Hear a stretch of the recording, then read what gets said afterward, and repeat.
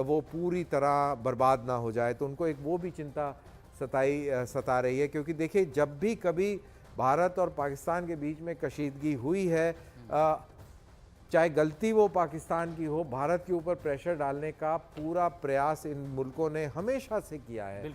और अभी भी जब ये कार्रवाई शुरू हुई थी तब भी भारत के ऊपर प्रेशर था।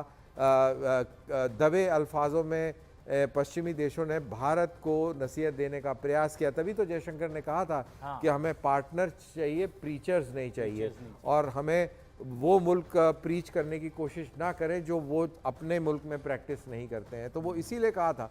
लेकिन जैसे जैसे सिचुएशन आगे बढ़ रही है और जैसे भारत अपना दृढ़ संकल्प दिखा रहा है और जैसे भारत की टेक्नोलॉजी आसमान पर छाई हुई है और पाकिस्तान को भी एहसास हो रहा है कि अब भारत अभेद्य है, तो ये सारी सिचुएशन इंटरनेशनल कम्युनिटी को भी एक झटका दे रही है। और इसीलिए उनकी भाषा के अंदर आप बदलाव देख रहे हैं। आप देख रहे हैं कि अब वो दोनों कंट्रीज़ के बीच में संतुलन कोई बनाने का प्रयास कर रहा है, और जैसे जैसे और समय बीतता गया वो संतुलन बनाने के बजाय अब पूरी तरह पाकिस्तान के ऊपर दबाव बना रहे हैं कि भैया वो नहीं रुक रहा है तो तुम रुको, क्योंकि गलती तो बेसिकली तुम्हारी है।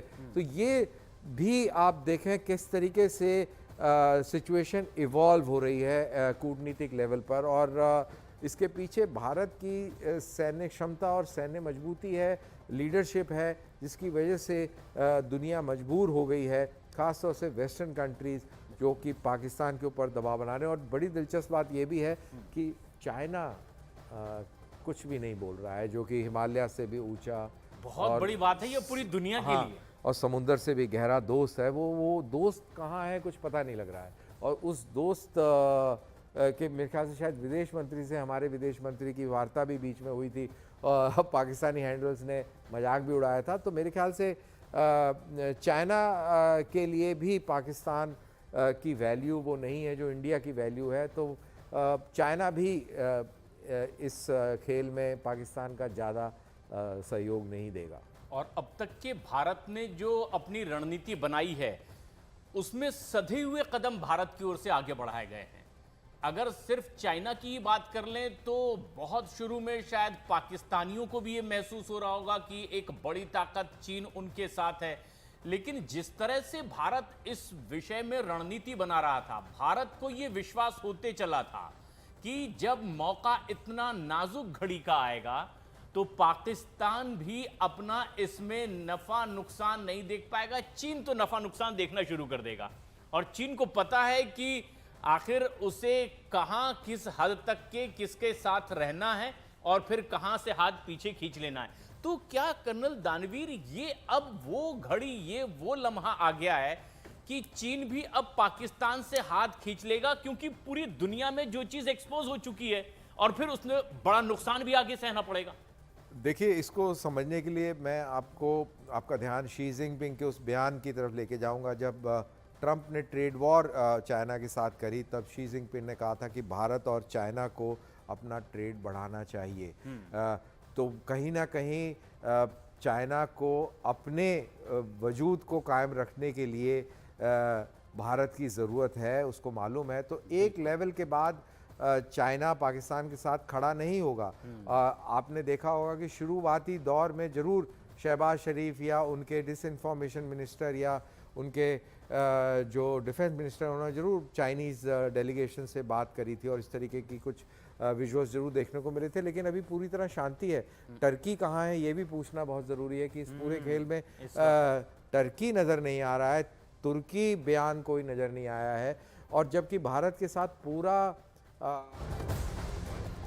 और इस बीच कर्नल दानवीर बड़ी खबर भी आ गई है। 6 जिलों में जम्मू के गूंज रही है सायरन की आवाज इस वक्त, और ये लगातार अब अपडेट्स आ रही हैं जम्मू कश्मीर से। 6 जिलों में फिर से ब्लैकआउट है, सायरन की आवाज गूंज रही है। इस वक्त रात के 2:45 बज चुके हैं और अब एक बार फिर से ब्लैकआउट है, जबकि स्थिति सामान्य कर दी गई थी। मतलब ये जो एक्सरसाइज लगातार चल रही है, भारत भी पूरी तरीके से आकलन कर रहा है। पल पल की अपडेट्स भारत के पास भी है कि कब क्या कहां किस तरह की हरकत की तैयारी हो रही है। और क्या ये उसी के मद्देनजर है कि एक बार फिर सायरन बजने लगे हैं, ब्लैकआउट एक बार फिर से हुआ है, क्योंकि वहां अंधाधुंध पागलपन की हद तक के वो फायरिंग गोलाबारी करते रहेगा? क्या कुछ ऐसी स्थिति और इसीलिए ये प्रिकॉशन? हाँ, मेरे ख्याल से जब आर्टिलरी देखिए, आर्टिलरी की रेंज में तो जम्मू का पूरा इलाका है पूरा, हाँ। तो आर्टिलरी की रेंज आजकल 30 से 40 किलोमीटर तक की होती है, तो वो नुकसान पहुंचा सकता है। तो क्या ये सायरन उस तरीके के खतरे की वजह से है, या पाकिस्तान की तरफ से फिर से कोई ड्रोन या मिसाइल का के हमले का अंदेशा बन रहा है?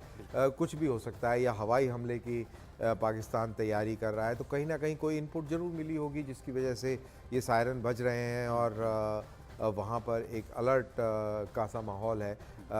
तो मेरे ख्याल से एहतियात बरतने में कोई बुराई नहीं है। बिल्कुल। अगर 1% भी आपको डाउट है और अगर लाइट बुझाने से आपकी जान बच सकती है, आपके